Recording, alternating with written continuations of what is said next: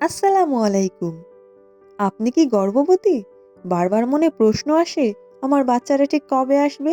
Delivery date কিভাবে হিসাব করব? ডাক্তার দেখাতে যাওয়ার আগেই আজ আমি আপনাকে শেখাবো ঘরে বসেই খুব সহজে নিজের ডেলিভারি ডেট জানার উপায়। ভিডিওটি শেষ পর্যন্ত দেখবেন। ঘরে বসে ডেলিভারি ডেট জানার জন্য আপনার একটি তথ্য জানা প্রয়োজন।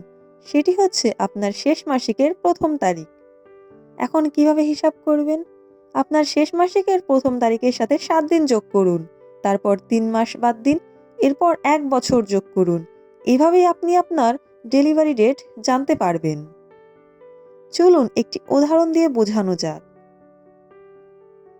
ধরুন আপনার শেষ মাসিকের প্রথম দিনটি ছিল 5ই ফেব্রুয়ারি। এখন হিসাব করুন।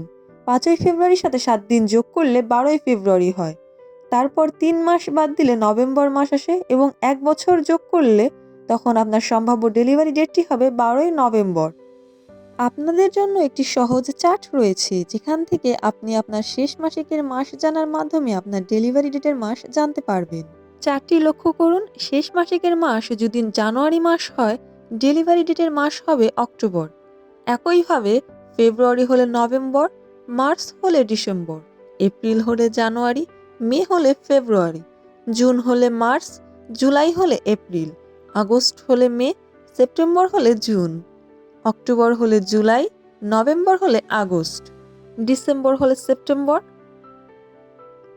কিছু গুরুত্বপূর্ণ কথা মনে রাখবেন। ডেলিভারি ডেট আনুমানিক একটি হিসাব মাত্র। 2 সপ্তাহ আগে বা পরেও ডেলিভারি হওয়া সম্পূর্ণ স্বাভাবিক। মাসিক অনিয়মিত হলে অবশ্যই ডাক্তারের পরামর্শ নেবেন। চলুন ডেলিভারি ডেট সম্পর্কে মায়েদের মনের কিছু প্রশ্নের উত্তর দেয়া যাক। আমার মাসিক অনিয়ম, ডেলিভারি ডেট কি সঠিক হবে? উত্তর, না। অনিয়ম থাকলে নিজের হিসাব ভুল হতে পারে। এমন ক্ষেত্রে ডাক্তার দেখানো জরুরি। আমার শেষ মাসিকের তারিখ মনে নেই, তাহলে?